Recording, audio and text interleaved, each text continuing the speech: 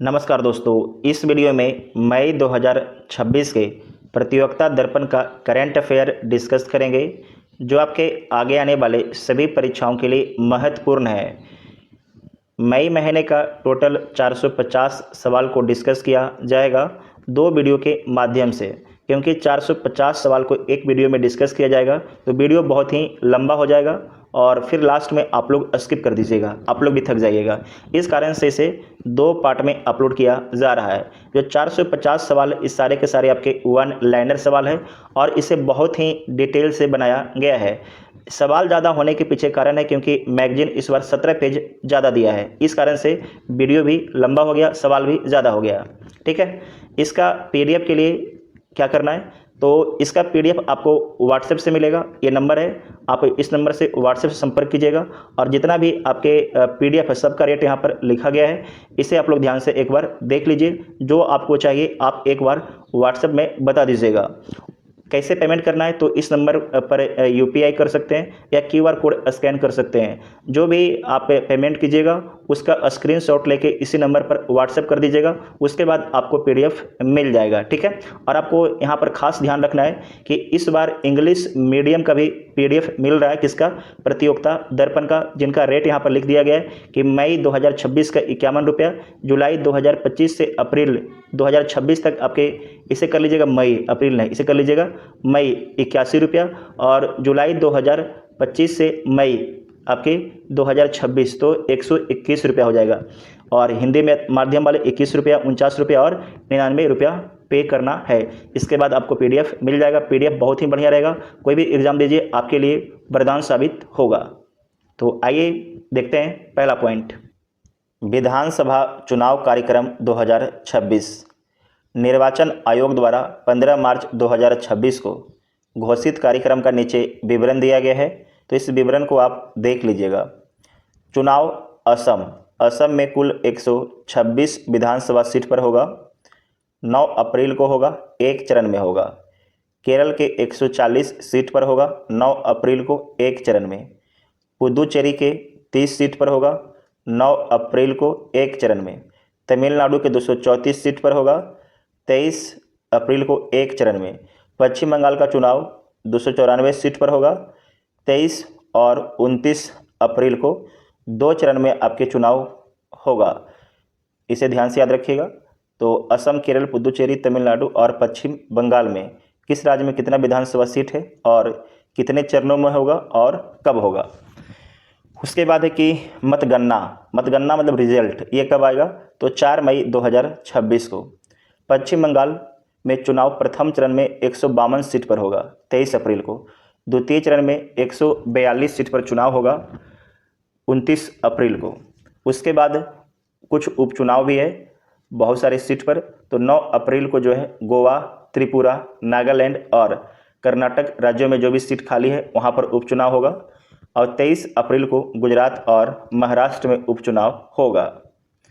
उसके बाद है भारतीय वायुसेना ने अपने आधुनिक युद्ध क्षमता का प्रदर्शन करते हुए वायु शक्ति 2026 अभ्यास कहाँ आयोजित किया है, तो वायु शक्ति 2026 अभ्यास पोखरण फायरिंग रेंज, जैसलमेर, राजस्थान में आयोजित किया है। और कब किया है, तो 27 फरवरी 2026 को किया है। स्वदेशी लड़ाकू हेलीकॉप्टर के कॉकपिट में सह पायलट के रूप में उड़ान भरने वाली देश की पहली राष्ट्रपति कौन बनी है, तो श्रीमती द्रौपदी मुर्मू बनी है। राष्ट्रपति द्रौपदी मुर्मू ने किस स्वदेशी हल्के लड़ाकू हेलीकॉप्टर में पायलट यूनिफॉर्म पहनकर उड़ान भरी, तो उस हेलीकॉप्टर का नाम क्या है, प्रचंड। क्या नाम है, प्रचंड उसका नाम है, LCH प्रचंड। अत्याधुनिक लाइट कम्बैट हेलीकॉप्टर प्रचंड का निर्माण किस भारतीय संस्थान द्वारा किया गया है, तो जिस हेलीकॉप्टर में राष्ट्रपति उड़ान भरी है उसका नाम है प्रचंड है और इसे बनाया गया था हिंदुस्तान एरोनॉटिक्स लिमिटेड के द्वारा बनाया गया है।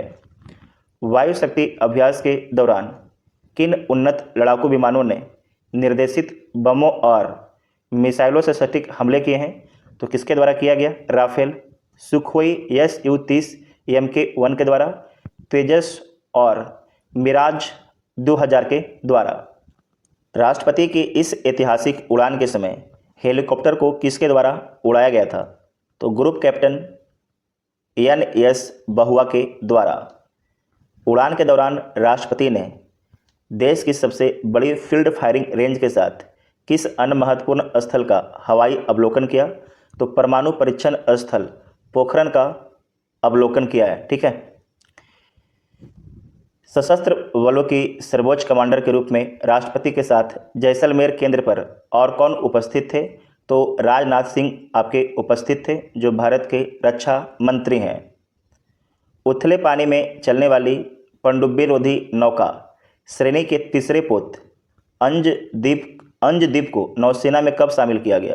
तो 27 फरवरी 2026 को शामिल किया गया है। मोस्ट इंपॉर्टेंट है, उथले पानी में चलने वाले पनडुब्बी रोधी नौका ASWC श्रेणी के तीसरे पोत अंजदीप को नौसेना में कब शामिल किया गया? तो 27 फरवरी 2026 को। उसके बाद देखिए, INS अंजदीप को नौसेना की किस कमान द्वारा और कहाँ कमीशन किया गया है? तो पूर्वी कमान द्वारा कमीशन किया गया है और चेन्नई बंदरगाह पर इसे कमीशन किया गया है। INS अंजदीप की कमीशनिंग समारोह की अध्यक्षता किसके द्वारा की गई? तो नौसेना प्रमुख एडमिरल दिनेश के त्रिपाठी के द्वारा किया गया है। INS अंजदीप युद्धपोत का निर्माण किस शिप बिल्डर्स कंपनी द्वारा किया गया है? तो Garden Reach ship builders and engineers company के द्वारा किया गया है।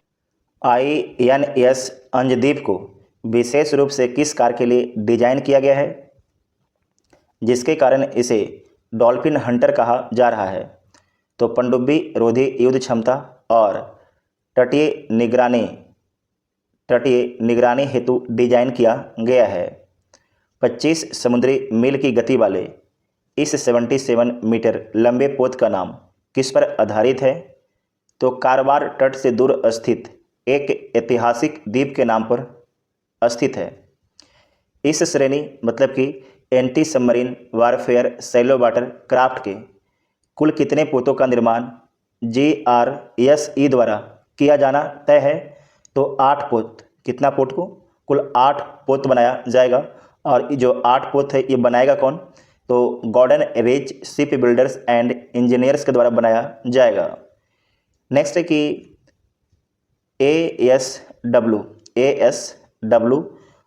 ASWC श्रेणी का पहला और दूसरा युद्धपोत कौन सा है? मोस्ट वो भी है ये, जिन्हें 2025 में कमीशन किया गया। तो जो पहला आपके है anti submarine warfare shallow water craft जो है, उसका नाम पहला का है INS अरनाला है, जिसे 28 जून 2025 को कमीशन किया गया था। दूसरा आपके है, दूसरा का नाम है इंदौत, इसे 6 अक्टूबर 2025 को कमीशन किया गया था। ठीक है। नेक्स्ट है कि 5वीं शताब्दी की प्राचीन भारतीय तकनीक पाल विधि से निर्मित किस इंजन रहित पोत ने ओमान तक की यात्रा पूरी की है? तो उसका नाम है INSV कौंडिन्य, उसका नाम है INSV कौंडिन्य, उसका नाम है। जो कौंडिन्य है ओमान के मस्कट से यात्रा पूरी कर मुंबई वापस कब पहुंचा है? तो मुंबई वापस 2 मार्च 2026 को पहुंचा है। बिना धातु या कील के लकड़ी की तख्तियों को नारियल की रस्सियों से सिलकर बनाए गए इस पोत का निर्माण किसने किया है? तो इस पोत का निर्माण किया गया है होडी इनोवेशंस के द्वारा किया गया है, जो गोवा की निजी कंपनी है। INS कौंडिन्य पोत का डिजाइन किस ऐतिहासिक स्थल के भित्ति चित्र पर आधारित है? तो अजंता की गुफाओं के भित्ति चित्र पर आधारित है। अजंता महाराष्ट्र में है। 20 मीटर लंबे इस नौकायन पोत का नाम किस प्राचीन भारतीय नाविक के नाम पर रखा गया है? तो प्रथम सदी के नाविक कौंडिन्य के नाम पर रखा गया है। कौंडिन्य ने अपनी पहली विदेश यात्रा पोरबंदर से मस्कट के लिए किस तिथि को शुरू की थी? तो 29 दिसंबर 2025 को। मोस्ट VVI है, तो पोरबंदर से मस्कट के लिए शुरू किया था 29 दिसंबर 2025 को। 29 दिसंबर 2025 को मस्कट पहुंचने पर इस पोत का स्वागत किस पारंपरिक सैन्य सम्मान के साथ किया गया था, तो वाटर कैनन सैल्यूट के साथ में किया गया था। मुंबई वापसी पर पोत का स्वागत करने वालों में कौन से केंद्रीय मंत्री उपस्थित थे? तो रक्षा राज्य मंत्री संजय सेठ आपके उपस्थित थे। ओमान के इस विशेष मिशन का नेतृत्व किन अधिकारियों द्वारा किया गया था? तो कमांडर विकास से उड़ान और कमांडर वाई हेमंत के द्वारा किया गया था। INSV कौंडिन्य की अगली विदेश यात्रा कहां से कहां तक के लिए प्रस्तावित है? मोस्ट VVI तो पूरी उड़ीसा से बाली इंडोनेशिया के लिए प्रस्तावित है, इसे मोस्ट VVI कर लीजिएगा। उसके बाद है कि सिविल सेवा परीक्षा 2025 में अखिल भारतीय स्तर पर शीर्ष मतलब प्रथम स्थान प्राप्त करने वाले अभ्यर्थी कौन है? तो डॉक्टर अनुज अग्निहोत्री हैं, जोधपुर राजस्थान के रहने वाले हैं। वर्ष 2025 की सिविल सेवा परीक्षा में सफल होने वाले कुल अभ्यर्थियों में महिला का प्रतिशत कितना है? तो 31.21% है। सिविल सेवा परीक्षा 2025 में दूसरे स्थान पर तथा महिलाओं में प्रथम स्थान पर रहने वाली अभ्यर्थी कौन है? तो राजेश्वरी सुबे एम है, इनका संबंध तमिलनाडु से है। वर्तमान में सिविल सेवा परीक्षा की अंतिम जो मेरिट लिस्ट है कितने अंकों मुख्य परीक्षा और इंटरव्यू के आधार पर तैयार की जाती है? तो 2025 अंक के आधार पर। इसमें 1750 अंक होता है वो मेंस का होता है और 275 अंक होता है इंटरव्यू का।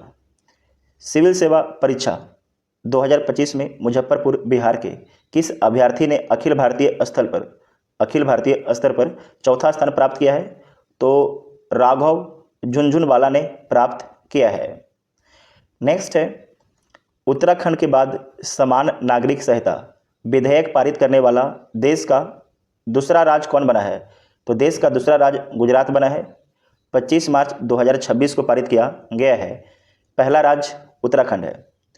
गुजरात समान नागरिक संहिता विधेयक के दायरे में किन समुदाय को उनकी सांस्कृतिक विशिष्टता के कारण बाहर रखा गया है? तो आदिवासियों को समान नागरिक संहिता से गुजरात में बाहर रखा गया है। गुजरात UCC समान नागरिक संहिता विधेयक के तहत किन जोड़ों के लिए रजिस्ट्रेशन कराना अनिवार्य किया गया है जिसका उल्लंघन करने पर सजा का प्रावधान है? तो लिव इन रिलेशनशिप में रहने वाले जो जोड़े हैं उन्हें रजिस्ट्रेशन करवाना होगा गुजरात में। भारतीय संविधान के किस अनुच्छेद में समान नागरिक संहिता का उल्लेख किया गया है? तो अनुच्छेद 44 में किया गया है। राज्य के नीति निर्देशक तत्व में किया गया है। भारत का वह कौन सा राज्य है जहां पुर्तगाली शासन काल से ही समान नागरिक संहिता लागू है? तो गोवा में लागू है।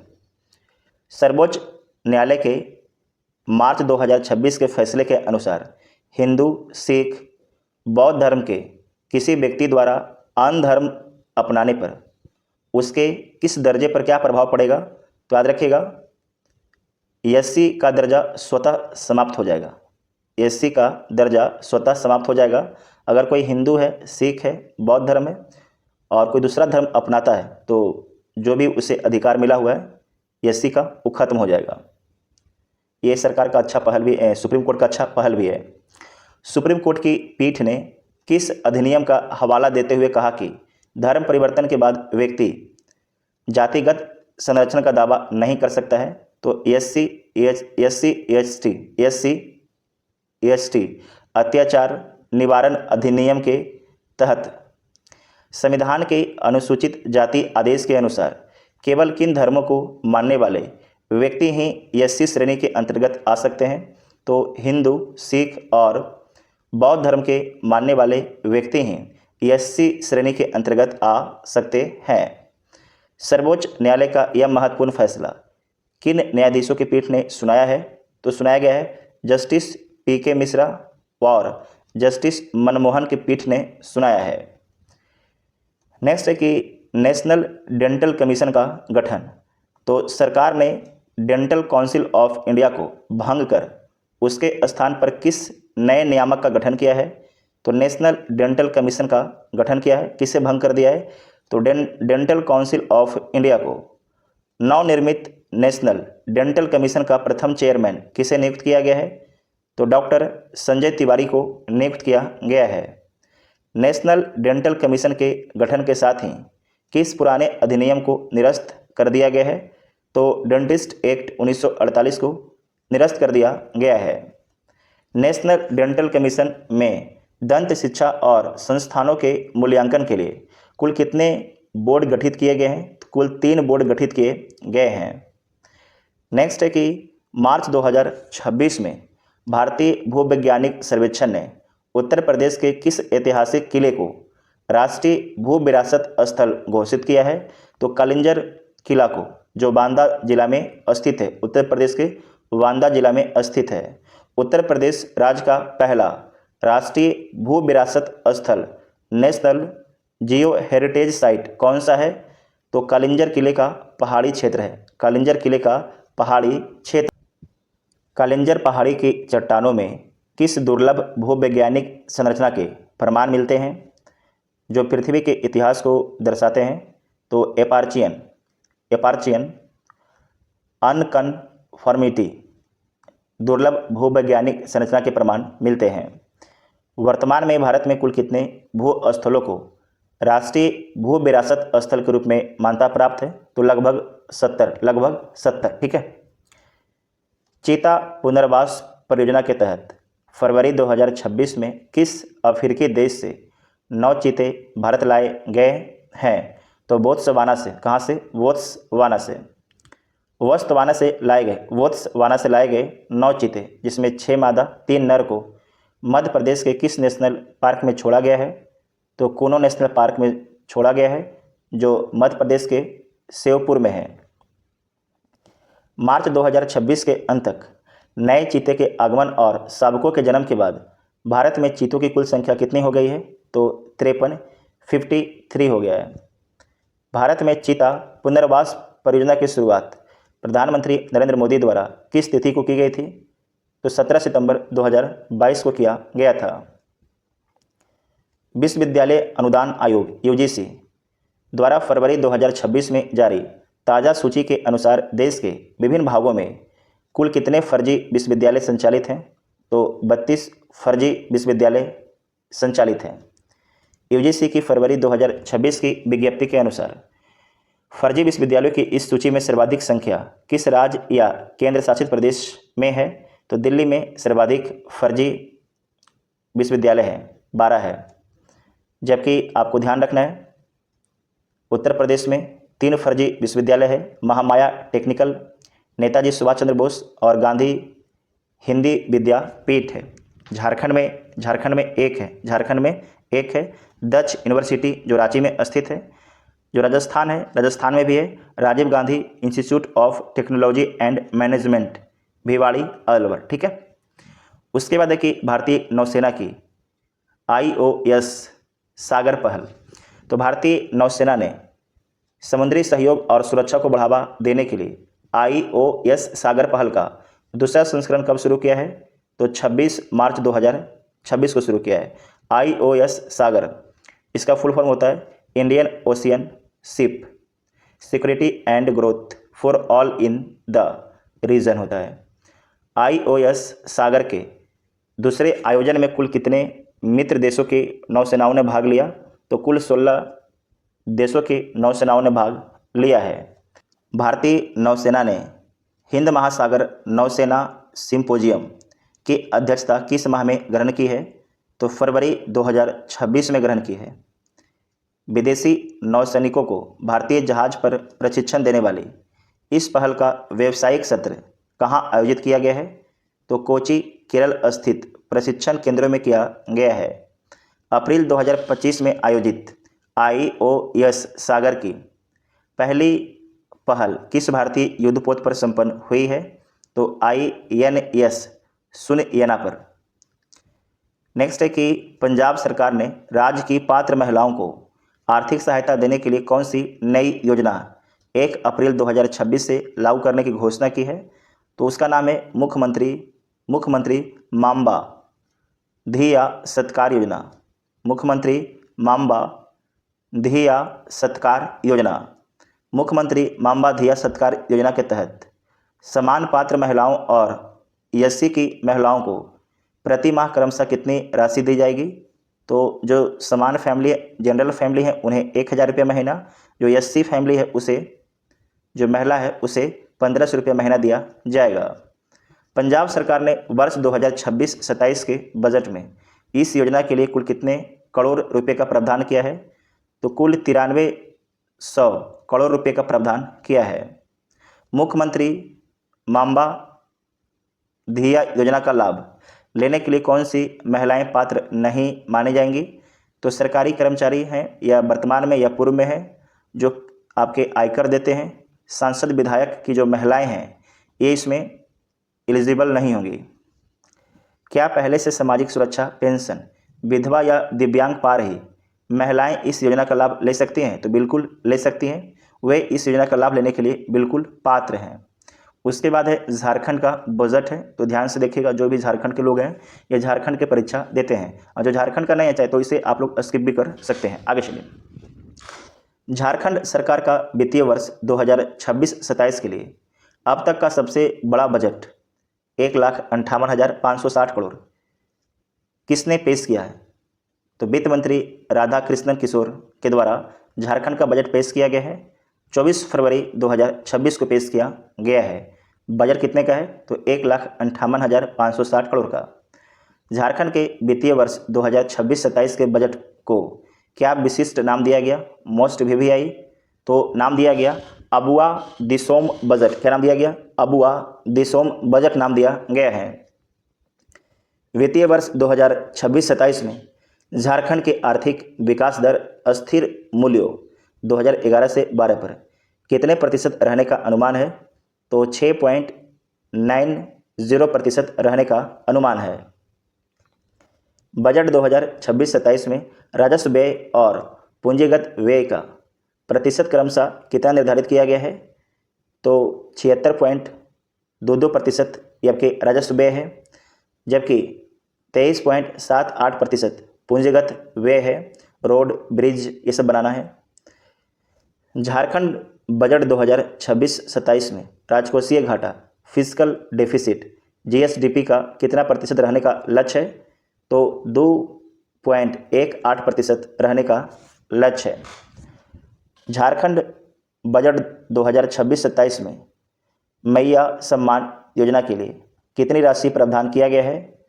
तो 14,065.57 करोड़ प्रावधान किया गया है, जो कुल बजट का 8.67% है। बच्चों के विकास के लिए 2026-27 वर्ष के बजट में बाल बजट हेतु कितनी राशि आवंटित की गई है? तो बाल बजट हेतु 10,793 करोड़ रुपया आवंटित किया गया है। महिला किसानों के लिए बजट 2026-27 में किस नई योजना शुरू करने की घोषणा की गई है? तो महिला खुशहाली योजना। झारखंड के किस जिले में डॉक्टर भीमराव अंबेडकर विश्वविद्यालय की स्थापना करने की घोषणा की गई है? तो चतरा जिले में मोस्ट VVI है।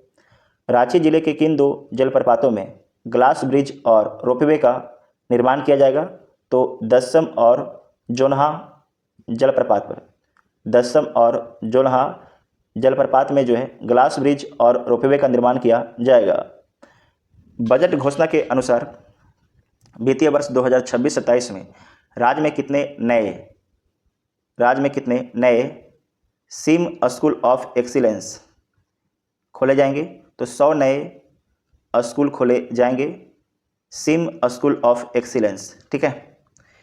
नेक्स्ट है कि झारखंड के किन जिलों में कुल 5 नए झारखंड बालिका आवासीय विद्यालय बनाए जाएंगे? तो धनबाद में 2 बनेगा, पलामू, लातेहार और गढ़वा में 1 बनेगा।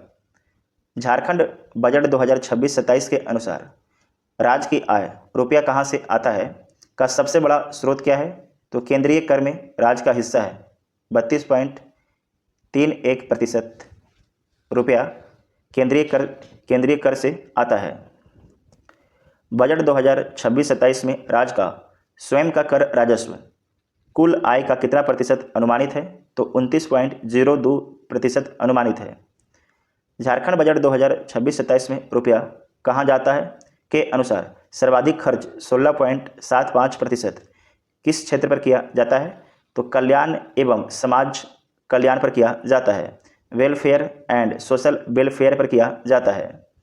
शिक्षा के क्षेत्र में सुधार हेतु बजट 2026-27 में कुल व्यय का कितना प्रतिशत आवंटित है? तो 11.87% आवंटित है। उसके बाद है उत्तराखंड का बजट पेश हुआ है। तो उत्तराखंड सरकार का वित्तीय वर्ष 2026-27 के लिए अब तक का सबसे बड़ा बजट 1,11,703.21 करोड़ किसने और कहाँ पेश किया है? तो ये पेश किया गया है पुष्कर सिंह धामी और ये पेश किया गया है गैरसैंण स्थित भराड़ी सैन्य विधानसभा में पेश किया गया है। उत्तराखंड के वर्ष 2025-26 के बजट का मुख्य फोकस ज्ञान पर था, जबकि वर्ष 2026-27 के बजट को किस अवधारणा पर आधारित बताया गया है? तो विज्ञान पर आधारित बताया गया है। 2025-26 वाला ज्ञान पर आधारित था, जबकि 2026-27 वाला ज्ञान पर आधारित है। मुख्यमंत्री ने बजट 2026-27 पुष्कर सिंह धामी ने मुख्यमंत्री ने बजट 2026-27 के प्रावधानों को किस मंत्र पर आधारित बताया है, जिसका उद्देश्य समावेशी विकास और आत्मनिर्भर उत्तराखंड है? तो ये आपके संतुलन पर आधारित है। अगर आप उत्तराखंड का हैं और इस वीडियो को देख रहे हैं तो आप संतुलन का फुल फॉर्म बताइएगा जो बजट में बताया गया है। वित्तीय वर्ष 2026-27 के लिए उत्तराखंड का राजकोषीय घाटा फिस्कल डेफिसिट जीएसडीपी का कितना प्रतिशत अनुमानित किया गया है? तो 2.94% अनुमानित किया गया है। उत्तराखंड बजट 2026-27 में महिलाओं के लिए जेंडर बजट हेतु कितनी राशि का प्रावधान किया गया है? तो प्रावधान किया गया है 19,692.02 करोड़ का प्रावधान किया गया है। हरिद्वार में आयोजित होने वाले अर्ध कुंभ मेले के लिए बजट में कितनी राशि आवंटित की गई है? तो 1027 करोड़ का आवंटन किया गया है। किसानों की फसलों को जंगली जानवरों से सुरक्षा प्रदान करने के लिए बजट में किस नई योजना की घोषणा की गई है? तो घेरबाड़ योजना की घोषणा की गई है। नई खेल नीति के तहत मुख्यमंत्री उदयीमान खिलाड़ी योजना में चयनित खिलाड़ियों को प्रति माह कितनी छात्रवृत्ति दी जाएगी? तो 1500 छात्रवृत्ति दी जाएगी 8 से 14 वर्ष आयु वर्ग के बच्चों को। मुख्यमंत्री प्रोत्साहन योजना के तहत 14 से 23 वर्ष आयु वर्ग के खिलाड़ी को प्रति माह कितनी राशि छात्रवृत्ति के रूप में मिलेगी? तो 2,000 रुपया प्रति माह छात्रवृत्ति के रूप में मिलेगा। उत्तराखंड बजट में अटल आयुष्मान योजना के सुचारू संचालन हेतु कितनी राशि का प्रावधान किया गया है? तो 600 करोड़ का प्रावधान किया गया है। उत्तराखंड बजट 2026-27 के अनुसार राज्य की आय रुपया आता है का सबसे बड़ा स्रोत क्या है? तो स्वयं का कर है, टैक्स है, 28.85% है। उसके बाद है कि उत्तर प्रदेश में खेल पुरस्कार और नियुक्तियां।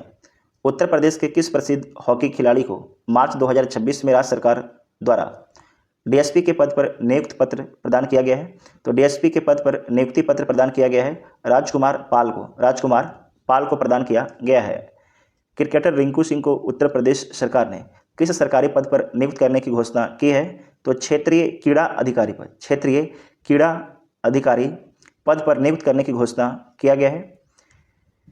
वर्ष 2024-25 के लिए उत्तर प्रदेश का प्रतिष्ठित लक्ष्मण पुरस्कार और रानी लक्ष्मीबाई पुरस्कार पाने वाले विजेताओं को कितने पुरस्कार राशि प्रदान की गई है? तो 3.11 लाख। फिर से बोलते हैं, तो लक्ष्मण पुरस्कार और रानी लक्ष्मीबाई पुरस्कार पाने वाले जो विजेता हैं उन्हें कितनी पुरस्कार राशि दिया गया है? तो 3.11 लाख दिया गया है पुरस्कार राशि। किसके द्वारा? तो उत्तर प्रदेश सरकार के द्वारा।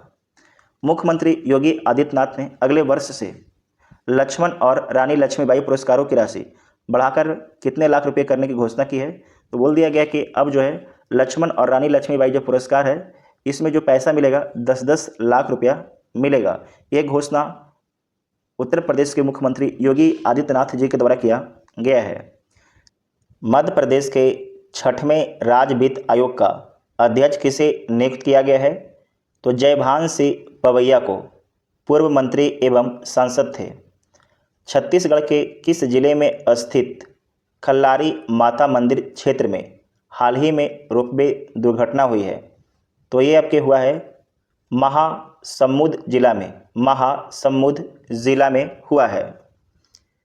राजस्थान सरकार ने गोवंश को सुरक्षित रखने और चराने के लिए किस नई योजना की शुरुआत की है? तो गांव ग्वाला योजना की शुरुआत किया गया है। नेक्स्ट है कि गांव ग्वाला योजना के तहत नियुक्त होने वाले प्रत्येक ग्वाला को प्रति माह कितना मानदेय सैलरी प्रदान किया जाएगा? तो 10,000 रुपया दिया जाएगा। राजस्थान के एकमात्र हिल स्टेशन माउंट आबू का नाम बदलकर अब क्या कर दिया गया है? तो अबूराज कर दिया गया है, अबूराज। राजस्थान के बिंग जिले में स्थित ऐतिहासिक कस्बे जो है कामा का नया नाम क्या रखा गया है? तो कामा का नया नाम रखा गया है कामवन रखा गया है। ठीक है। जैन मंदिर के लिए प्रसिद्ध भीलवाड़ा के जहाजपुर शहर का नाम बदलकर अब क्या किया गया है? तो जो जहाजपुर नाम पहले था इसका नाम कर दिया गया है यज्ञपुर। क्या कर दिया गया है? यज्ञपुर इसका नाम कर दिया गया है। ठीक है। नेक्स्ट है अंतर्राष्ट्रीय घटनाक्रम। अमेरिका द्वारा ईरान के परमाणु कार्यक्रमों और सैन्य ठिकानों को नष्ट करने के लिए किस विशेष सैन्य अभियान की शुरुआत की है? तो ऑपरेशन एपिक फ्यूरी की शुरुआत की, ऑपरेशन एपिक फ्यूरी की। इजराइल ने ईरान पर हमलों के लिए किस ऑपरेशन के तहत कार्रवाई शुरू की है? तो ऑपरेशन राइजिंग लायन के तहत, ऑपरेशन राइजिंग लायन। तो ऑपरेशन एपिक फ्यूरी अमेरिका के द्वारा चलाया गया है, जबकि ऑपरेशन राइजिंग लायन ये चलाया गया है इजराइल के द्वारा। इस बार जो है बहुत सारा अपना वीडियो आएगा इंडेक्स का, ऑपरेशन का, और ये सारे के सारे आपके ट्रिक्स रहेंगे, है ना, क्योंकि आपको अब थोड़ा सा ट्रिक भी बताया जाएगा। नेक्स्ट है कि 28 फरवरी 2026 को हुए अमेरिकी और इजरायली हमलों में ईरान के किस शीर्ष आध्यात्मिक एवं सर्वोच्च नेता की मृत्यु हो गई? तो किसका हो गया? तो अयातुल्लाह अली खामनेई का, अयातुल्लाह अली खामनेई का। अयातुल्लाह अली खामनेई की मृत्यु के पश्चात ईरान का नया सर्वोच्च नेता किसे नियुक्त किया गया है? तो ये नियुक्त किया गया है मोज्तबा खामनेई को। ये खामनेई के पुत्र हैं। युद्ध के दौरान ईरान ने वैश्विक तेल आपूर्ति को बाधित करने के लिए किस महत्वपूर्ण जलमार्ग तेल मार्ग को बंद कर दिया? तो हॉर्मुज जलडमरू मध्य को, स्ट्रेट ऑफ हॉर्मुज को बंद कर दिया है। नेक्स्ट है कि भारत के इंटरनेशनल फ्लीट रिव्यू में भाग लेकर लौट रहा किस देश का जहाज अमेरिकी टॉर्पीडो हमले में डूब गया? तो ये ईरान का जहाज था। हॉर्मुज जलडमरू मध्य किन दो महत्वपूर्ण जल निकायों को आपस में जोड़ता है?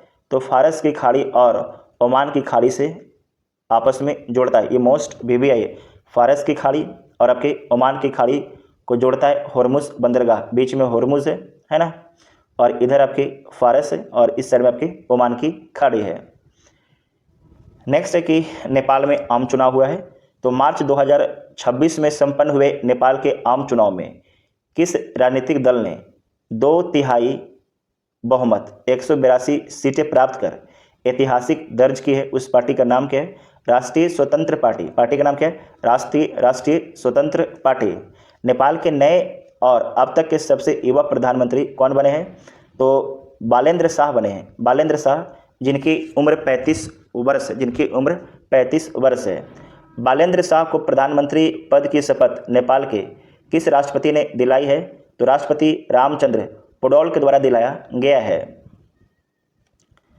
राजनीति में आने से पूर्व प्रधानमंत्री बालेंद्र शाह किस पेशेवर क्षेत्र से जुड़े हुए थे? तो ये आपके रैपर और स्ट्रक्चरल इंजीनियर थे। कौन? तो बालेंद्र शाह। मोस्ट VVI इस सवाल एग्जाम में पूछा जा सकता है। बालेंद्र शाह प्रधानमंत्री बनने से पूर्व नेपाल के किस शहर के मेयर के रूप में कार्यरत थे, काम कर रहे थे? तो काठमांडू के मेयर के रूप में काम कर रहे थे मई 2022 से जनवरी 2026 तक। नेपाल की 275 सदस्यीय प्रतिनिधि सभा में बहुमत के लिए कम से कम कितनी सीटों की आवश्यकता होती है? तो 138 सीटों की आवश्यकता होती है, जबकि जो बालेंद्र शाह की पार्टी है उसे कुल 182 सीट मिला है, और जो पार्टी का नाम है राष्ट्रीय स्वतंत्र पार्टी है। मार्च 2026 के चुनावों से पूर्व नेपाल में किसके नेतृत्व में अंतरिम सरकार कार्य कर रही थी? तो अंतरिम सरकार काम कर रही थी पूर्व मुख्य न्यायाधीश सुशीला कार्की के नेतृत्व में काम कर रही थी। नेपाल के किस कद्दावर नेता और पूर्व प्रधानमंत्री को बालेंद्र शाह ने चुनावी मैदान में 50,000 से अधिक मतों से पराजित किया है? तो केपी शर्मा ओली को पराजित किया है। आगे है कि फिनलैंड के राष्ट्रपति की भारत यात्रा हुआ है। तो मार्च 2026 में फिनलैंड के किस राष्ट्रपति ने अपनी पहली राजकीय भारत यात्रा संपन्न की है? तो उनका नाम क्या है? अलेक्जेंडर स्टब है। मोस्ट वीवीआई फिनलैंड के जो राष्ट्रपति हैं उनका नाम है अलेक्जेंडर स्टब। नई दिल्ली में 5 से 7 मार्च 2026 को आयोजित रायसीना डायलॉग के उद्घाटन समारोह में मुख्य अतिथि और मुख्य वक्ता कौन थे? तो अलेक्जेंडर स्टब ही थे, जो फिनलैंड के राष्ट्रपति हैं। फिनलैंड के राष्ट्रपति ने वैश्विक व्यवस्था पर चर्चा करते हुए किस देश को संयुक्त सुरक्षा परिषद में अस्थायी सदस्यता का भरपूर समर्थन किया? तो भारत का। भारत और फिनलैंड ने आपसी द्विपक्षीय व्यापार को किस वर्ष तक दोगुना करने का लक्ष्य निर्धारित किया है? तो वर्ष 2030 तक। अक्टूबर 2026 में भारत में किस वैश्विक मंच की सह मेजबानी के लिए दोनों देशों के बीच सहमति बनी है? तो विश्व चक्रीय अर्थव्यवस्था मंच की। रायसीना संवाद का आयोजन प्रतिवर्ष विदेश मंत्रालय के साथ मिलकर कौन सा संस्थान करता है? तो ऑब्जर्वर रिसर्च फाउंडेशन करता है। फिनलैंड के राष्ट्रपति ने रायसीना संवाद में अपने संबोधन के दौरान भविष्य की दिशा तय करने के लिए किस शक्ति पर बल दिया? तो ग्लोबल साउथ पर बल दिया। मार्च 2026 में नई दिल्ली में आयोजित 11वें रायसीना संवाद का मुख्य विषय क्या था? थीम क्या था? तो थीम था संस्कार, अभिकथन, सामंजस्य और उन्नति था। रायसीना संवाद के दौरान फिनलैंड के राष्ट्रपति ने किस नए विचार का सुझाव दिया जहां भारत के नेतृत्व में अंतर्राष्ट्रीय संस्थान में सुधार हो? तो दिल्ली मोमेंट का सुझाव दिया है। विदेश मंत्री एस जयशंकर ने रायसीना संवाद में संबोधन के दौरान ग्लोबल साउथ को भौगोलिक शब्द के बजाय क्या बताया? तो एक भावना बताया, ए फीलिंग बताया।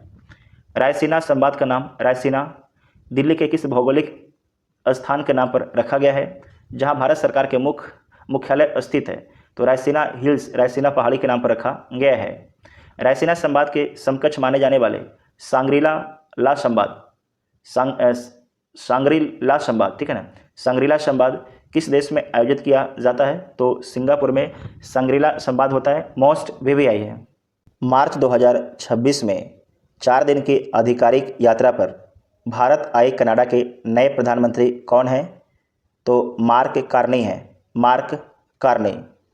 प्रधानमंत्री मोदी और मार्क कार्नी के बीच हुई वार्ता में भारत कनाडा द्विपक्षीय व्यापार को वर्ष 2030 तक कितने अरब डॉलर ले जाने का लक्ष्य रखा गया है? तो 50 अरब डॉलर ले जाने का लक्ष्य रखा गया है। कनाडा ने भारत की पहल वाले किन 2 प्रमुख अंतर्राष्ट्रीय संगठनों में शामिल होने के अपने इरादे की घोषणा की है? तो अंतर्राष्ट्रीय सौर गठबंधन और बायोफ्यूल एलायंस में शामिल होने के लिए अपना इरादा प्रकट किया है कनाडा। परमाणु ऊर्जा क्षेत्र में हुए समझौते के तहत कनाडा की कौन सी कंपनी भारत को 2035 तक यूरेनियम की आपूर्ति करेगी? तो उस कंपनी का नाम है कैमेको। क्या नाम है? उस कंपनी का नाम है कैमेको कंपनी नाम है।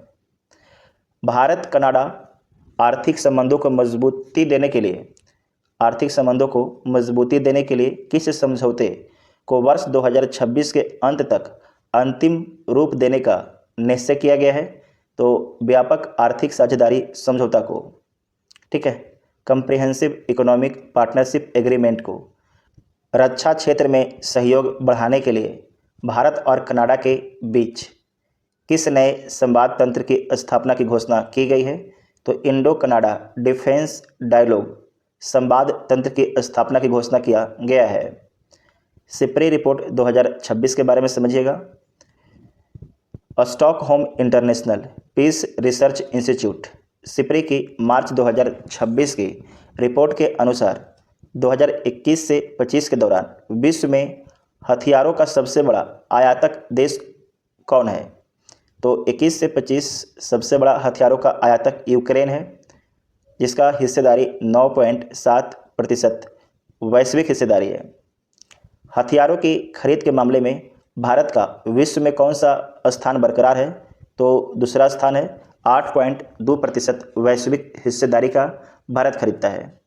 वर्ष 2021 से 25 की अवधि में भारत को हथियारों की आपूर्ति करने वाले शीर्ष 3 देश क्रमशः कौन है? तो भारत में जो सबसे अधिक हथियार आता है रूस से 40%, फ्रांस से 29% और इजराइल से 15% आता है। सिपरी रिपोर्ट के अनुसार 2021 से 25 के दौरान किस पड़ोसी देश के हथियारों के आयात में 66% की वृद्धि दर्ज की गई है? वह विश्व का 5वां बड़ा आयातक बना है। तो आपके ये पाकिस्तान देश है। अपना पड़ोसी कौन है? पाकिस्तान है। हथियारों के आयात में भारी गिरावट दर्ज करने वाला देश चीन अब विश्व के आयातक देशों की सूची में किस स्थान पर खिसक गया है? तो 21वें स्थान पर खिसक गया। ठीक है, याद रखिएगा, आयातक देशों की सूची में किस स्थान पर खिसक गया है? तो 21वें स्थान पर चला गया है। वर्ष 2021 से 25 के दौरान विश्व में हथियारों का सबसे बड़ा निर्यातक बेचने वाला राष्ट्र कौन है? तो अमेरिका है, 42% वैश्विक हिस्सेदारी का। हथियारों के निर्यात के मामले में विश्व में दूसरे और तीसरे स्थान पर रहने वाले देश कौन से हैं? तो दूसरे में आपके फ्रांस और तीसरे में रूस है। तो पूरे दुनिया को सबसे अधिक हथियार देता है, पहला में अमेरिका, दूसरा में फ्रांस और तीसरा में रूस है।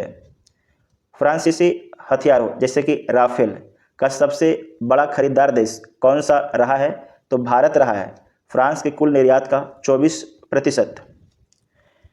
रूसी हथियारों का सबसे बड़ा क्रेता ने खरीदार कौन सा देश है? तो भारत है, 48% हिस्सेदारी के साथ। चीन द्वारा निर्यात किए जाने वाले हथियारों का सबसे बड़ा हिस्सा 61% किस देश को जाता है? तो पाकिस्तान को जाता है। पिछले 5 वर्षों में किस प्रमुख निर्यातक देश के हथियारों के निर्यात में 64% की भारी गिरावट दर्ज की गई है? तो रूस के पिछले 5 वर्षों में किस प्रमुख निर्यातक देश के हथियारों में 64% की गिरावट दर्ज की गई है? तो रूस देश के। यहाँ पर एक डाटा दिया गया है क्विक रिवीजन के लिए। तो बड़े आयातक में पहला स्थान यूक्रेन का, दूसरा भारत का, तीसरा सऊदी अरब का है। बड़े निर्यातक में सबसे अधिक निर्यात करता है अमेरिका, फिर फ्रांस, फिर रूस। भारत के सप्लायर रूस भारत को देता है 40%, फ्रांस 29%, इजराइल 15% भारत को देता है हथियार। ठीक है, उसके बाद है इटली में जनमत संग्रह। मार्च 2026 में किस यूरोपीय देश में न्यायिक सुधारों को लेकर कराए गए जनमत संग्रह में सरकार को पराजय का सामना करना पड़ा है? तो ये जो जनमत संग्रह हुआ था इटली में हुआ था। कहाँ हुआ था? इटली में। इटली के वर्तमान प्रधानमंत्री कौन है जिनकी सरकार द्वारा प्रस्तावित न्यायिक सुधारों को जनता ने ठुकरा दिया? तो इटली के प्रधानमंत्री हैं जॉर्जिया मेलोनी। इटली में न्यायिक सुधारों के लिए जनमत संग्रह का आयोजन किन तिथियों को किया गया था? तो 22 से 23 मार्च 2026 को किया गया था। जनमत संग्रह के आधिकारिक परिणामों के अनुसार सरकार के पक्ष और विपक्ष में क्रमशः कितने प्रतिशत आपके मतदान हुआ था? तो सरकार के पक्ष में आपके 46% लोगों ने मतदान किया था, जबकि विपक्ष में 54% लोगों ने मतदान किया था। दिल्ली के इन प्रस्तावित न्यायिक सुधारों को किस नाम से जाना जाता है जिन्हें न्याय मंत्री के नाम पर रखा गया है? तो नॉर्डियो सुधार नाम रखा गया है, जिसे न्याय मंत्री के नाम पर रखा गया है, नॉर्डियो सुधार। उसके बाद है कि आर्थिक वाणिज्यिक परिदृश्य। बोला गया कि कृषि मंत्रालय द्वारा 10 मार्च 2026 को जारी दूसरे अग्रिम अनुमानों के अनुसार वर्ष 2025-26 में देश में कुल खाद्यान्न उत्पादन जायद के अतिरिक्त कितना अनुमानित है? तो 348.66 मिलियन टन। फसल वर्ष 2025-26 के दौरान भारत में किस प्रमुख खाद्यान्न का रिकॉर्ड 1202.10 लाख मीट्रिक टन उत्पादन होने का अनुमान लगाया गया है? तो गेहूं का। दूसरे अग्रिम अनुमानों के अनुसार खरीफ चावल का उत्पादन कितने रिकॉर्ड स्तर तक पहुंचने का अनुमान है? तो 1239.28 लाख मीट्रिक टन तक। कपास के उत्पादन का अनुमान 290.91 लाख गांठ लगाया गया है। कपास की एक गांठ का वजन मानक रूप से कितना होता है? तो 170 किलोग्राम होता है। कपास की एक गांठ का जो वजन होता है 170 किलोग्राम होता है। कर्मचारी भविष्य निधि संगठन EPFO ने वित्तीय वर्ष 2025-26 के लिए EPF जमाओं पर कितने प्रतिशत ब्याज दर बरकरार रखने की सिफारिश की है? तो 8.25% ब्याज दर बरकरार रखने की सिफारिश की है। नेक्स्ट है कि EPF जमाओं पर मिलने वाली 8.25% की यह ब्याज दर लगातार कितने वर्षों से इसी स्तर पर बनी हुई है? तो लगातार 3 वर्षों से 2023-24, 24-25, 25-26 में। कर्मचारी भविष्य निधि पर देय ब्याज का अंतिम निर्धारण किस मंत्रालय की मंजूरी के बाद किया जाता है? तो वित्त मंत्रालय के मंजूरी के बाद।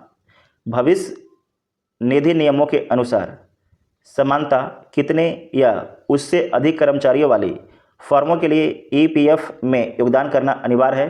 तो 20 या अधिक कर्मचारी वाली जो भी कंपनी है उन्हें EPF में योगदान करना आवश्यक है, अनिवार्य है। नेक्स्ट है कि ट्राई रिपोर्ट भारतीय दूरसंचार नियामक प्राधिकरण की फरवरी 2026 में जारी रिपोर्ट के अनुसार दिसंबर 2025 के अंत में देश में टेलीफोन उपभोक्ताओं की कुल संख्या कितनी पहुंच गई है? तो 1306.14 मिलियन पहुंच गया है। दिसंबर 2025 के अंत में देश के कुल 22 सेवा क्षेत्रों में कितना राज्य केंद्र शासित प्रदेश में सर्वाधिक टेलीडेंसी होता है प्रति 100 व्यक्तियों पर कनेक्शन की संख्या दर्ज की गई है? तो यह दर्ज किया गया है दिल्ली में। दिसंबर 2025 के अंत में देश में कुल 22 सेवा क्षेत्रों में किस राज्य या केंद्र शासित प्रदेश में सर्वाधिक टेलीडेंसी दर्ज की गई है? तो दिल्ली में दर्ज किया गया है। टेलीडेंसी का मतलब क्या होता है? प्रति 100 व्यक्तियों पर कनेक्शन की संख्या। टेलीडेंसी के मामले में दिल्ली के बाद दूसरे और तीसरे स्थान पर कौन से राज्य रहे हैं? तो दूसरे पर कर्नाटक है और तीसरे पर आपके हिमाचल प्रदेश है।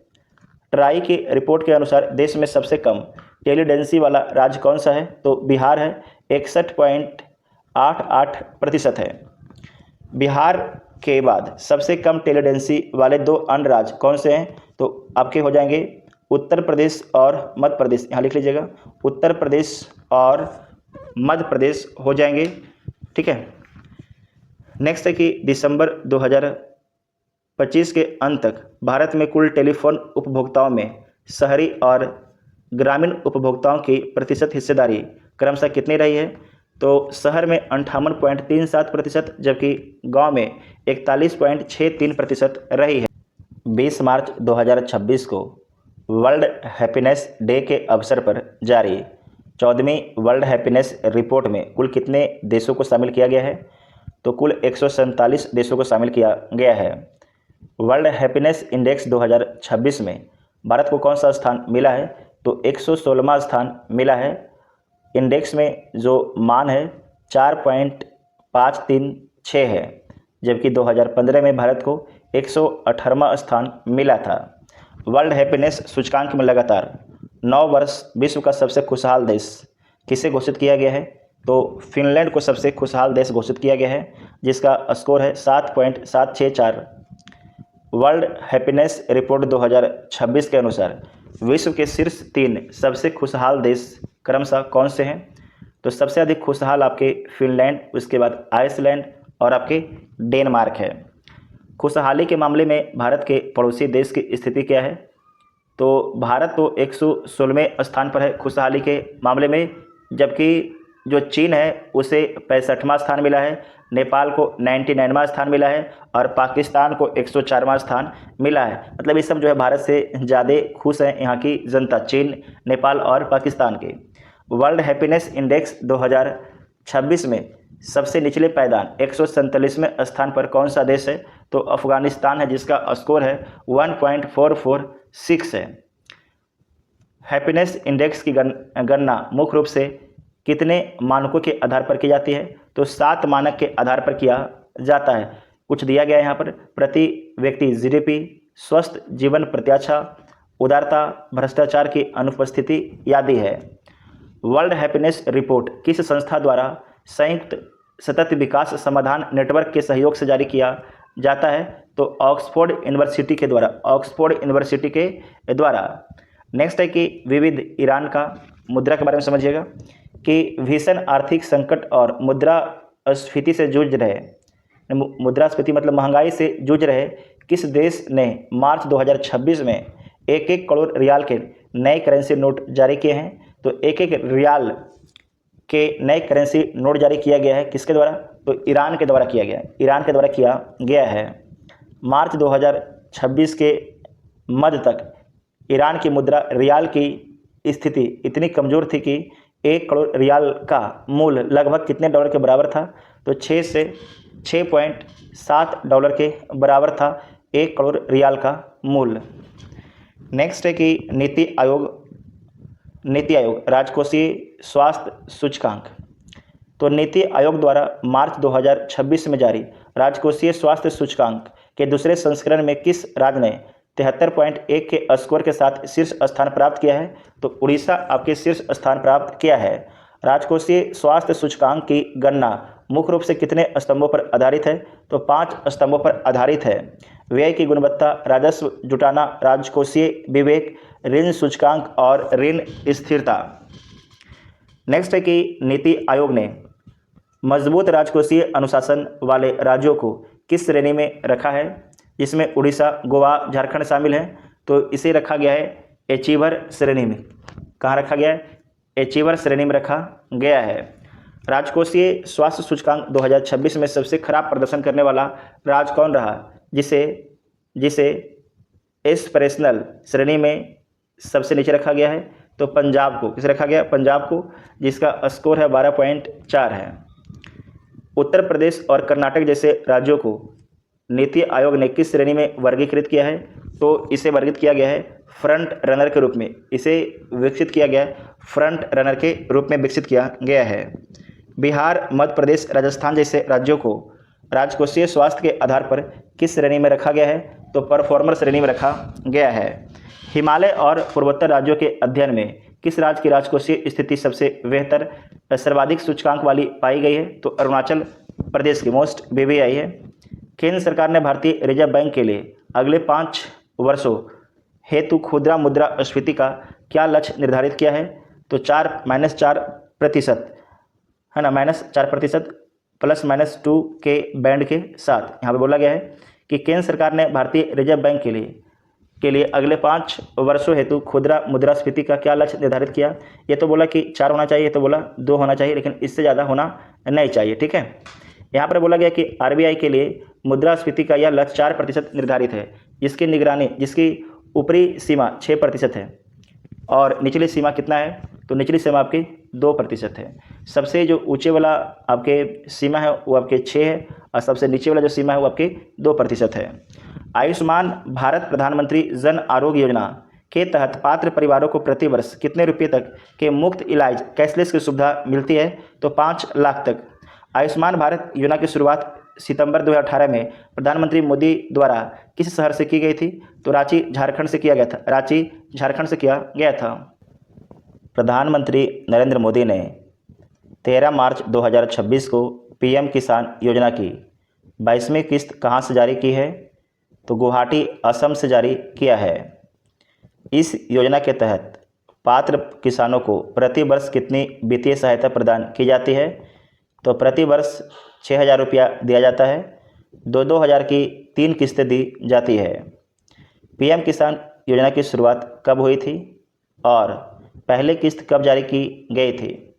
तो फरवरी 2019 में शुरू हुआ था और पहली किस्त 24 फरवरी 2019 को जारी किया गया था।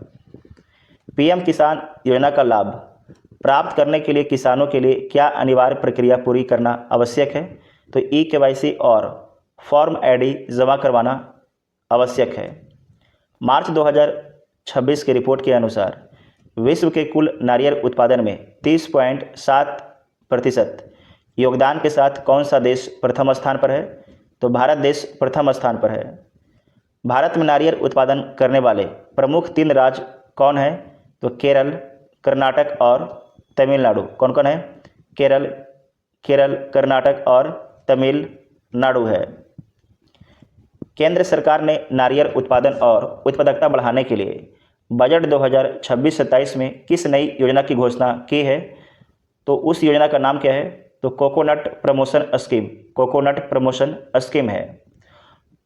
औद्योगिक विकास को गति देने के लिए मार्च 2026 में स्वीकृत भव्य योजना का पूर्ण रूप क्या है? जो भव्य स्कीम है इसका पूरा नाम क्या है? भारत औद्योगिक विकास योजना, भारत औद्योगिक विकास योजना, भारत औद्योगिक विकास योजना है। ठीक है।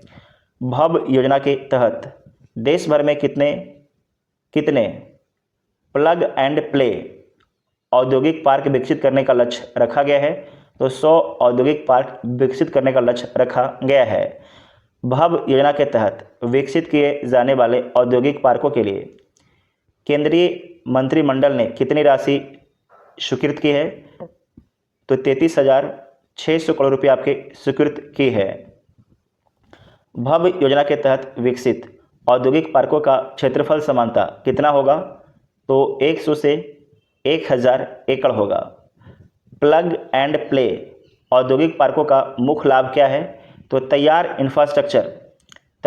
इंफ्रास्ट्रक्चर रेडी टू यूज़, जिससे निवेशक तुरंत अपनी इकाइयां शुरू कर सके, इसका ये फायदा है प्लग एंड प्ले औद्योगिक पार्कों का। ठीक है। उसके बाद नेक्स्ट कि चुनाव आयोग के कार्यक्रम स्वीप का पूर्ण रूप क्या है? तो इसका फुल फॉर्म होता है systematic voters education and electoral participation, इसका फुल फॉर्म होता है। स्वीप कार्यक्रम का मुख्य उद्देश्य क्या है? तो मतदाताओं में जागरूकता फैलाना और मतदाता साक्षरता को बढ़ाना है। दिल्ली के पूर्व उपराज्यपाल विनय कुमार सक्सेना को अब किस केंद्र शासित प्रदेश का उपराज्यपाल नियुक्त किया गया है? तो लद्दाख का। लद्दाख के ये चौथे उपराज्यपाल होंगे विनय कुमार सक्सेना। अमेरिका में भारत के राजदूत रहे किस पूर्व राजनयिक को दिल्ली का नया उपराज्यपाल नियुक्त किया गया है? तो दिल्ली का जो नया उपराज्यपाल बने हैं उनका नाम है तरनजीत सिंह संधू, तरनजीत सिंह संधू। कविंदर गुप्ता को किस राज्य का 30वां राज्यपाल नियुक्त किया गया है? तो हिमाचल प्रदेश का, हिमाचल प्रदेश का कविंदर गुप्ता को हिमाचल प्रदेश का 30वां राज्यपाल नियुक्त किया गया है। तमिलनाडु के पूर्व राज्यपाल आर.एन. रवि को अब किस राज्य का नया राज्यपाल बनाया गया है? तो पश्चिम बंगाल का। इन्होंने डॉक्टर सी.वी. आनंद बोस का स्थान लिया है। बिहार के किस वरिष्ठ भाजपा नेता और पूर्व विधानसभा अध्यक्ष को नागालैंड का राज्यपाल नियुक्त किया गया है? तो नियुक्त किया गया है नंदकिशोर यादव को, नंदकिशोर यादव को नागालैंड का राज्यपाल नियुक्त किया गया है। रिटायर्ड लेफ्टिनेंट जनरल सैयद अता हसनैन को किस राज्य का नया राज्यपाल नियुक्त किया गया है?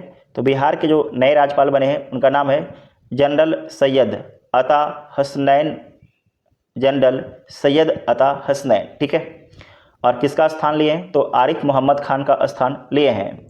तेलंगाना का नया राज्यपाल किसे नियुक्त किया गया है? तो शिव प्रताप शुक्ला को नियुक्त किया गया है। पूर्व में हिमाचल प्रदेश के ये राज्यपाल थे। उसके बाद है कि जिष्णु देव वर्मा को किस राज्य का नया राज्यपाल बनाया गया है? तो महाराष्ट्र का नया राज्यपाल बनाया गया है जिष्णु देव वर्मा को।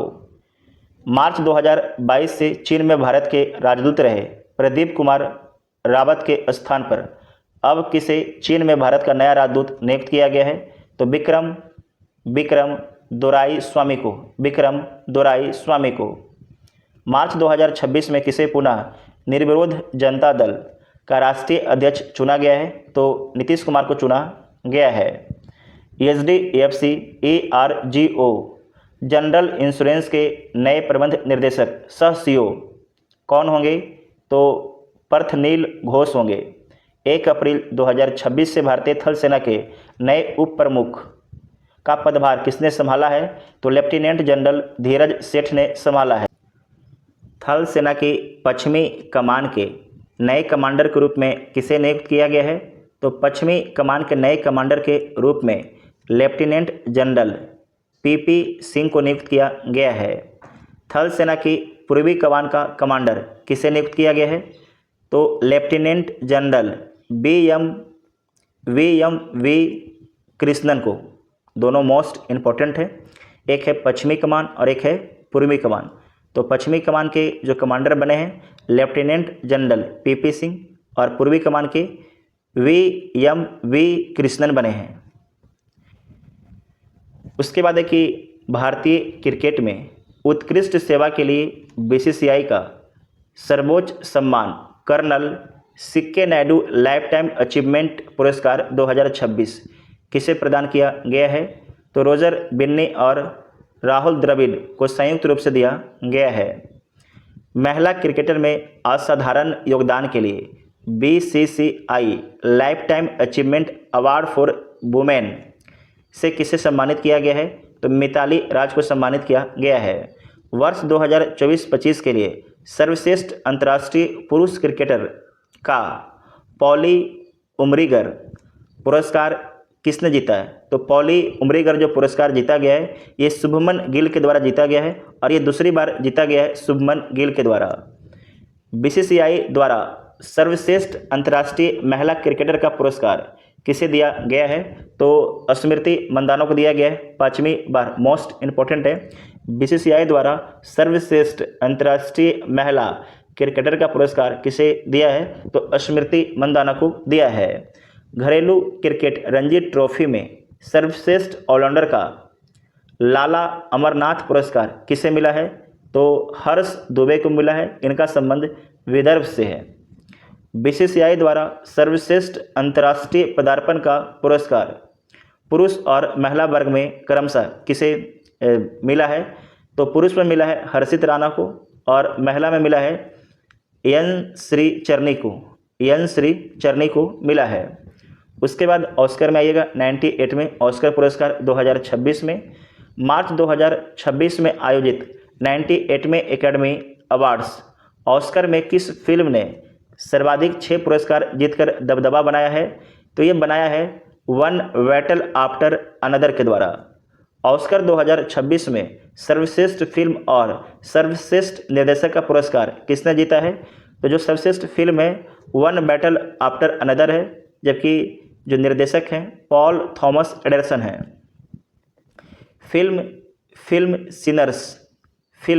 सिनर्स में मुख्य भूमिका के लिए किसे सर्वश्रेष्ठ अभिनेता का ऑस्कर मिला है? तो माइकल बी जॉर्डन को मिला है और इनका संबंध अमेरिका से है। फिल्म हैमनेट के लिए सर्वश्रेष्ठ अभिनेत्री का ऑस्कर पुरस्कार किसे प्रदान किया गया है? तो जेसी बकले को। ऑस्कर 2026 में इसी वर्ष से किस नई श्रेणी में पुरस्कार देने की शुरुआत की गई है? तो सर्वश्रेष्ठ कास्टिंग की श्रेणी में 2026 से पुरस्कार देने की शुरुआत किया गया है और इसके विजेता कौन है? तो वन बैटल आफ्टर अनदर है। कौन मूवी है? वन बैटल आफ्टर अनदर है। नेक्स्ट है कि सर्वश्रेष्ठ अंतर्राष्ट्रीय फीचर फिल्म का ऑस्कर किस फिल्म को मिला है? तो सेंटिमेंटल वैल्यू को मिला है। ये आपके नॉर्वे का फिल्म है। ऑस्कर 2026 के लिए भारत की आधिकारिक प्रविष्टि एंट्री के रूप में किस फिल्म को भेजा गया था? तो होम बाउंड को भेजा गया था, जिसके निर्देशक थे करण जौहर और इसका जो होम बाउंड मूवी है इसे धर्मा प्रोडक्शंस के द्वारा बनाया गया है। अवतार फायर एंड एस ने किस श्रेणी में ऑस्कर पुरस्कार जीता है? तो सर्वश्रेष्ठ विजुअल इफेक्ट्स श्रेणी में ऑस्कर अवार्ड जीता है अवतार।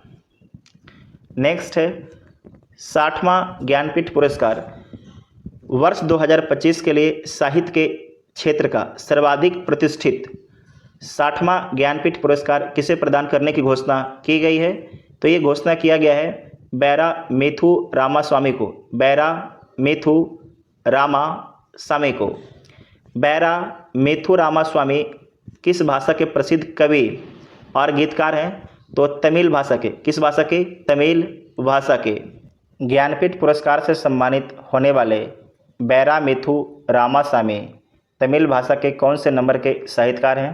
तो तीसरे नंबर के साहित्यकार हैं। इनसे पूर्व में जो है पीवी अखिल नंदम 1975 में इन्हें मिला था।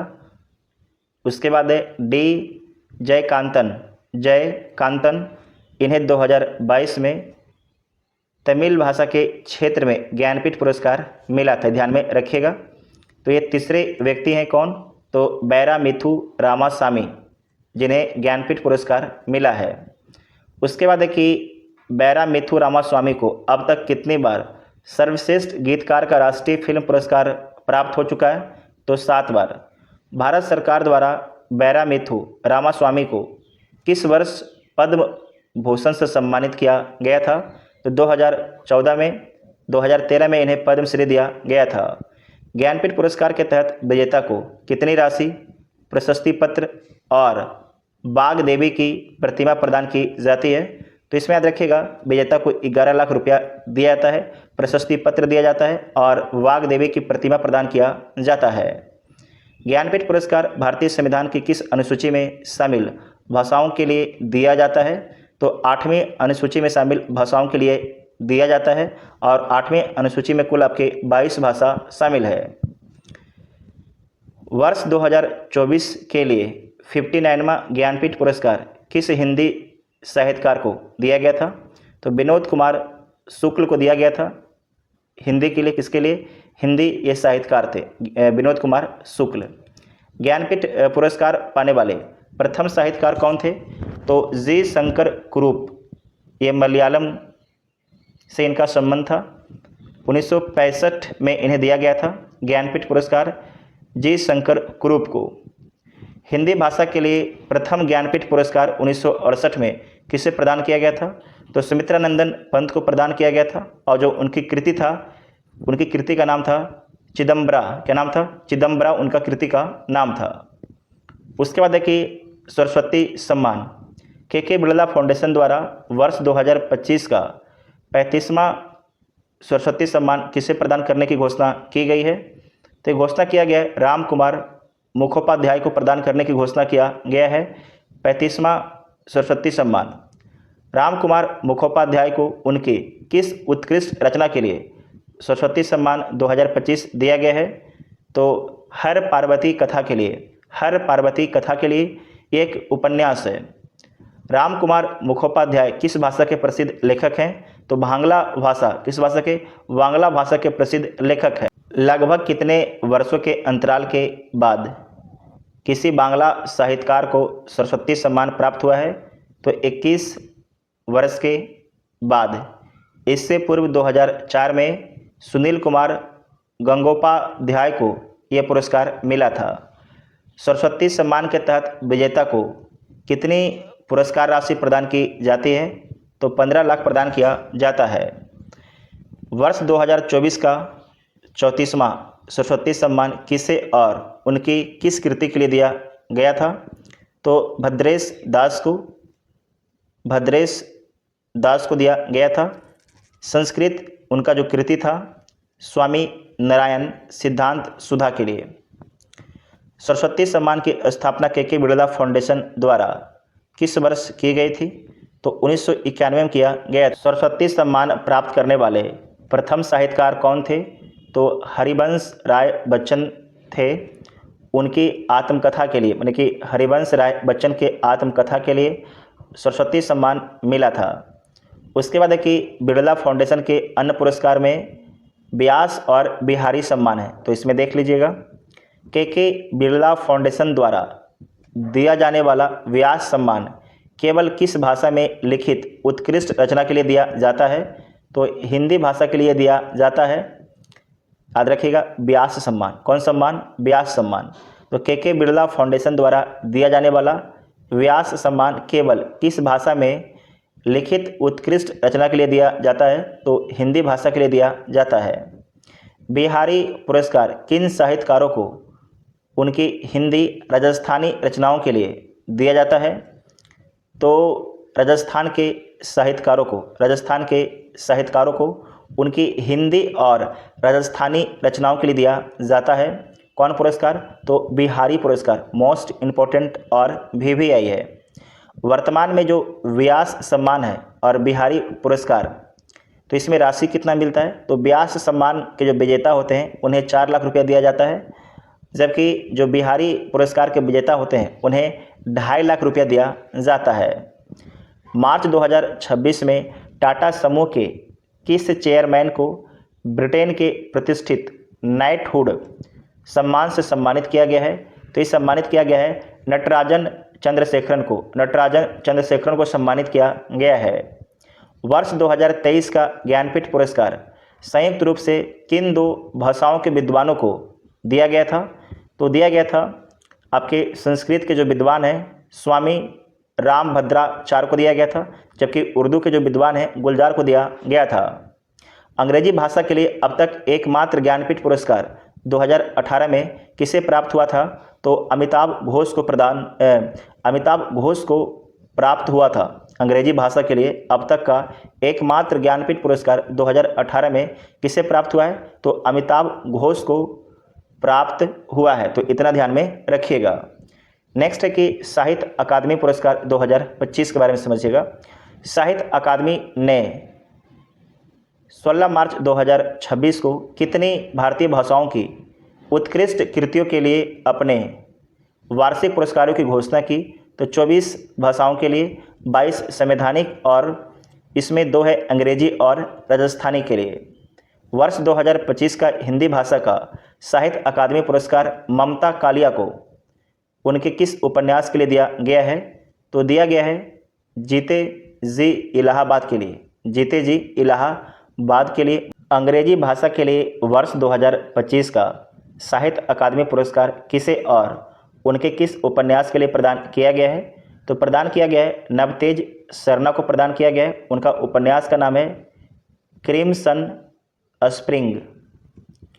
संस्कृत भाषा के लिए साहित्य अकादमी पुरस्कार 2025 से किसे सम्मानित किया गया है?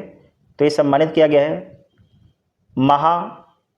महोपाध्याय साधु भद्रेश दास को सम्मानित किया गया है। इनका जो कविता का नाम है प्रस्थान चतुष्टय ब्रह्मघोष।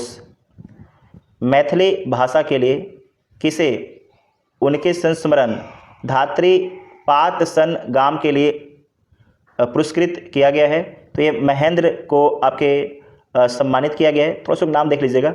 मैथिली भाषा के लिए किसे उनके संस्मरण धात्री पातसन गाम के लिए पुरस्कृत किया गया है?